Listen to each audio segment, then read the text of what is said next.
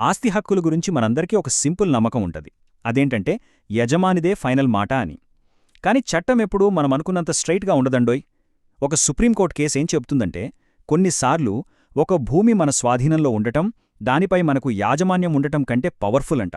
విచిత్రంగా ఉంది కదా. ఈ ఆశ్చర్యకరమైన సూత్రం గురించే ఇప్పుడు తెలుసుకుందాం. సరే, ఒక ప్రశ్నతో మొదలు పెడదాం.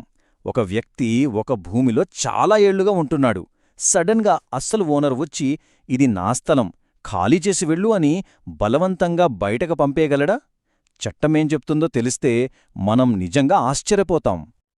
ఈ సూత్రాన్ని సరిగ్గా అర్థం చేసుకోవాలంటే మనమొక నిజమైన కేసును చూడాలి. అదే రామేగౌడ వర్సెస్ ఎం వరదప్పనాయుడు కేస్. ఈ గొడవనుంచే మనమీరోజు మాట్లాడుకోబోయే ముఖ్యమైన లీగల్ పాయింట్స్ అన్నీ బయటకొచ్చాయి. ఈ కేసులో గొడవ చాలా సింపుల్. ఒకవైపు కేసు వేసినాయన అంటున్నాడు, ఈ భూమి నా కంట్రోల్లో ఉంది, నేను దానిమీద కన్స్ట్రక్షన్ కూడా స్టార్ట్ చేశాను అని. మరోవైపు ఇంకొకాయనేమంటున్నాడంటే, ఆ స్థలం నాది, అది నా ఆస్తిలో భాగం అని వాదిస్తున్నాడు. చూశారా, ఇద్దరూ ఒకే భూమిపై హక్కు కోసం ఫైట్ చేస్తున్నారు. ఇక్కడే అసలు కథలో అసలైన ట్విస్ట్ వచ్చింది. చాలామంది ఊహించిన దానికి కంప్లీట్గా రివర్స్లో కోర్టు తీర్పు ఇచ్చింది. యాజమాన్యం అంటే ఓనర్షిప్ ప్రూవ్ చేసుకోలేని వ్యక్తికి సపోర్టుగా నిలిచింది. అసలిదెలా సాధ్యమైంది? విచారణ చేసిన కింది కోర్టు ఒక కీలకమైన విషయాన్ని పట్టుకుంది. కేసు వేసినాయన ఆ భూమికి తానే యజమాని అని నిరూపించే డాక్యుమెంట్స్ ఏమీ చూపించలేకపోయాడు, ఫెయిల్ అయ్యాడు.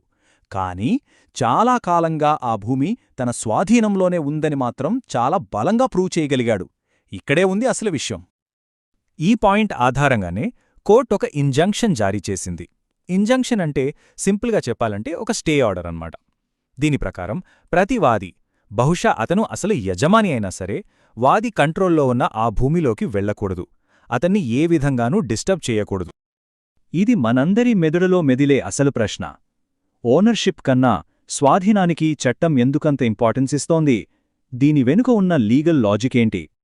దీనికి ఆన్సర్ తెలియాలంటే మనం రెండు ముఖ్యమైన పదాల మధ్య ఉన్న తేడాను అర్థం చేసుకోవాలి. ఒకటి స్వాధీనం, రెండోది యాజమాన్యం.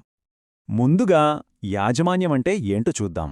యాజమాన్యం లేదా టైటిల్ అంటే ఒక ఆస్తి మీద మనకున్న సంపూర్ణమైన లీగల్ రైట్. సాధారణంగా మన దగ్గరుండే రిజిస్ట్రేషన్ పేపర్లతో దీన్ని ప్రూవ్ చేస్తాం. ఇది మన ఓనర్షిప్ హక్కును సూచిస్తుందన్నమాట. మరి స్వాధీనమంటే? దీనికి లీగల్ ఓనర్షిప్తో సంబంధం లేదు. ఒక వ్యక్తి చట్టబద్ధంగా యజమాని కాకపోయినా ఆ ఆస్తి తన ఫిజికల్ కంట్రోల్లో ఉంటే, దాన్ని వాడుకుంటూ ఉంటే అదే స్వాధీనం. ఇది డాక్యుమెంట్స్ గురించి కాదు, వాస్తవానికి ఎవరు దాన్ని అనుభవిస్తున్నారు అనే దాని గురించి.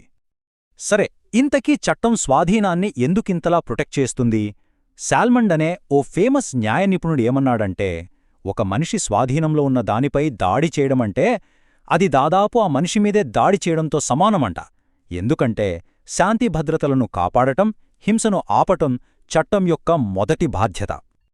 ఇది కేవలం థీరీ మాత్రమే కాదు, మన భారత సుప్రీంకోర్టు కూడా ఇదే విషయాన్ని చాలా స్పష్టంగా చెప్పింది.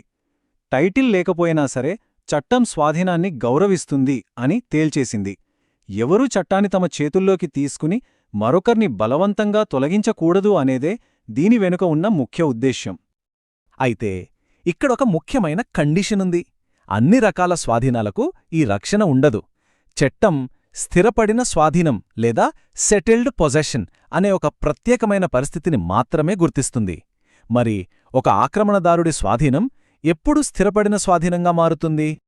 ముందుగా ఏది స్థిరపడిన స్వాధీనం కాదో చూద్దాం. ఎప్పుడో ఒకసారి అలా వచ్చి వెళ్లడం, అప్పుడప్పుడూ ఆ భూమిని వాడటం, ఇలాంటి చిన్న చిన్న పనులు దీని కిందకి రావు. ఇలాంటి వాటికి చట్టపరంగా ఎలాంటి రక్షణ ఉండదు. స్థిరపడిన స్వాధీనం అని నిరూపించాలంటే కోర్టులు కొన్ని కీలకమైన అంశాలను చూస్తాయి. నంబర్ 1, ఆ వ్యక్తి చాలా కాలంగా ఆ భూమిని తన ఫిజికల్ కంట్రోల్లో ఉంచుకోవాలి. నంబర్ 2, ఈ విషయం యజమానికి తెలియకుండా రహస్యంగా జరగకూడదు. నంబర్ 3, యజమానిని ఆ భూమి నుండి దూరం చేసే ప్రక్రియ పూర్తయి యజమాని దాన్ని దాదాపు అంగీకరించినట్లుండాలి. ఉదాహరణకు ఆక్రమించుకున్న వ్యక్తి ఆ భూమిలో పంటలు పండిస్తున్నాడనుకోండి, అది స్థిరపడిన స్వాధీనంకి ఒక బలమైన సాక్ష్యమవుతుంది.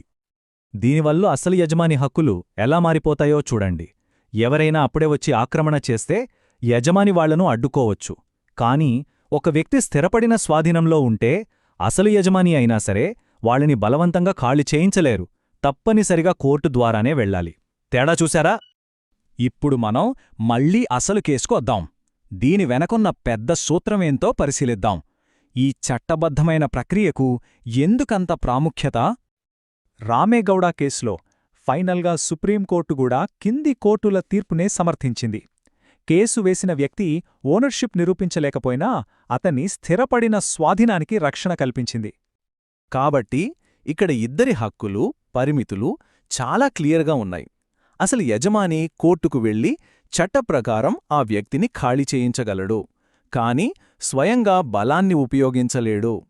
అదే సమయంలో స్వాధీనంలో ఉన్న వ్యక్తి తన స్వాధీనాన్ని ఎవరినుంచైనా కాపాడుకోగలడు, కాని దాని ఆధారంగా తానే యజమాని అని మాత్రం ప్రకటించుకోలేడు.